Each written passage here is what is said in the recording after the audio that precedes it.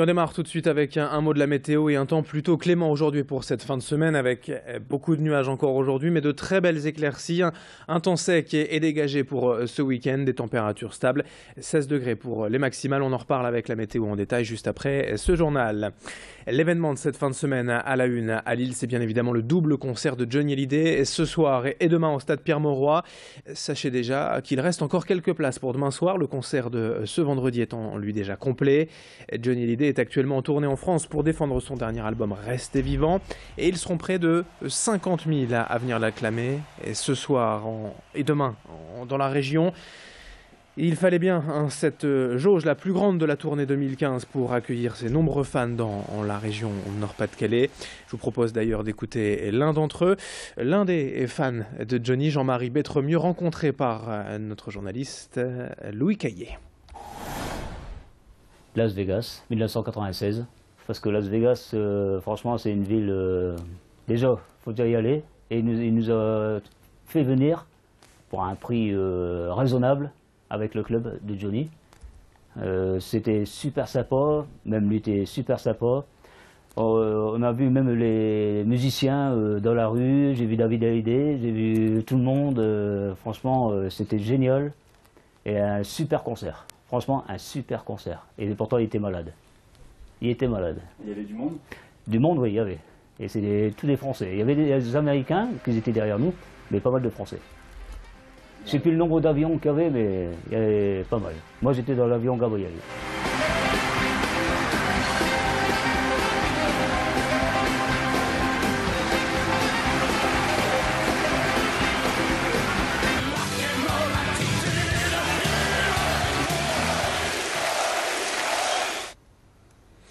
Et pour vous rendre au stade ce soir et demain, sachez que Transpol renforce son offre de métro 1h30 avant et 1h après le concert, des rames toutes les 2 à 3 minutes et des navettes gratuites depuis la station Les Prés jusqu'au stade. On vous conseille en tout cas de ne pas prendre la voiture ce soir, un vendredi soir aux abords du stade Pierre-Mauroy, c'est toujours très compliqué.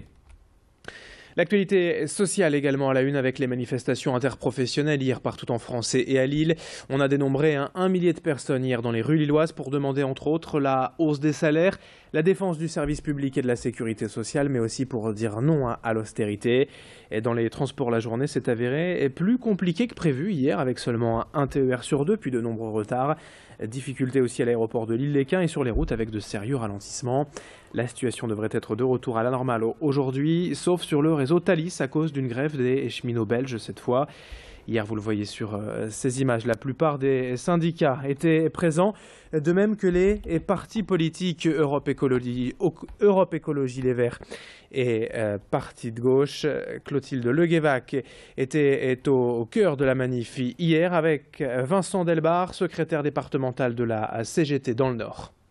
Les revendications de la CGT et de la FSU de Solidaire avec les jeunes UNEF et UNEL sont les questions de garantir l'emploi, le plein emploi, les salaires, la protection sociale au sens large, des services publics qui répondent aux besoins et surtout garantir un avenir à la jeunesse. C'est plus qu'important aujourd'hui où tout dans le département concourt à casser la jeunesse et fait qu'il n'y a aucun avenir dans cette région Nord-Pas-de-Calais. Et donc les salariés sont révoltés, y compris à ce qui s'est passé ces derniers jours avec la criminalisation de l'action syndicale à Air France, où on fait plus de cas d'une chemise arrachée que des licenciements en cascade. 7h34, on enchaîne dans ce journal avec ce rapport de la Cour des comptes cette semaine visant les masseurs kinésithérapeutes. La profession est épinglée et pour une forte hausse de ses tarifs et indirectement la hausse des coûts pour la collectivité.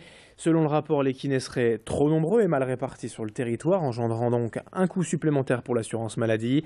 La Cour des comptes dénonçait également les kinés formés en Belgique, 50% des professionnels en activité dans la région. De leur côté, ces kinés mettent en avant leur rôle dans le système de soins et leurs conditions de rémunération qui ne se sont pas forcément améliorées depuis plusieurs années. La demi-heure de prise en charge passant de 16,30 € à 16,50 €. Explication tout à l'heure à 8 h avec un kiné à Villeneuve d'Ascq. En ce vendredi, veille de week-end, un mot de renaissance et de l'expo du Tripostal pour terminer. Vous le savez, jusqu'en janvier, 5 villes sont à l'honneur, dont Séoul, la capitale sud-coréenne. Et cette expo, Séoul vite vite, illustre bien le quotidien dynamique et moderne de la ville.